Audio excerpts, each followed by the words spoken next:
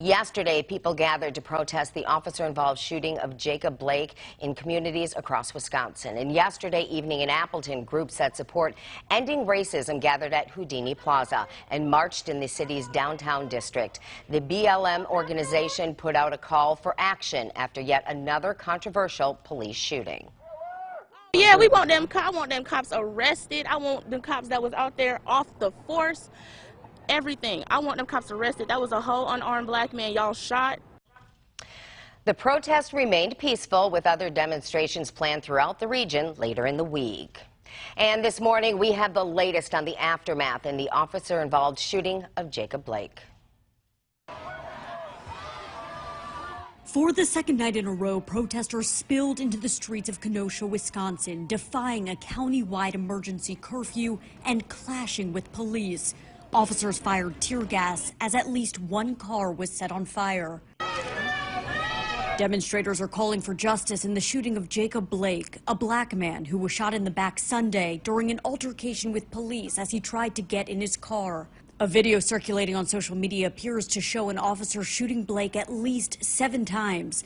The state's lieutenant governor made his view of the video very clear. This was not an accident.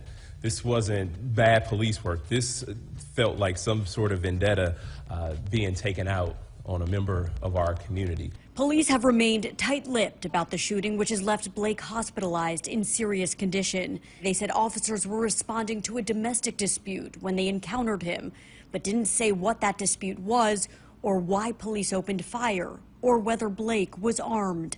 Blake's lawyer insists his client had been trying to de-escalate the domestic disturbance. These protesters are out here trying to say that the cops who did this should be arrested. 2 of the officers involved in the incident have been placed on leave. The Wisconsin Justice Department is now investigating. In a statement, the Kenosha Police Union urged people to know the facts before passing judgment, saying, quote, "As always, the video currently circulating does not capture all the intricacies of a highly dynamic incident." Meanwhile, last night, the Kenosha Fire Department responded to multiple building fires that came as a result of protests. Fire departments from across the Kenosha area responded to the incidents. And in Madison, a march started around 9 last night on State Street. However, later in the night, several dumpsters were reported to have been set on fire and wheeled towards the Capitol. There were also reports of broken windows at the state Capitol and businesses around the Capitol Square. Police did use tear gas and pepper spray to try and disperse the crowds. And in Manhattan, a protest was held in response to the Kenosha shooting. The several hundred demonstrators gathered in Times Square before marching to Washington Square Park. The protesters called for the officers involved to be arrested. Meanwhile, Governor Tony Evers has called for a special session of the legislature to address policing accountability and transparency.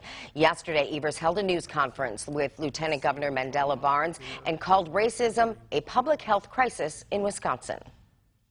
As our state reels from another attack on a black man at the hands of law enforcement, as communities grieve and exercise their First Amendment rights to demand justice, and as Jacob Blake fights for his life, we are all reminded that racism is a public health crisis.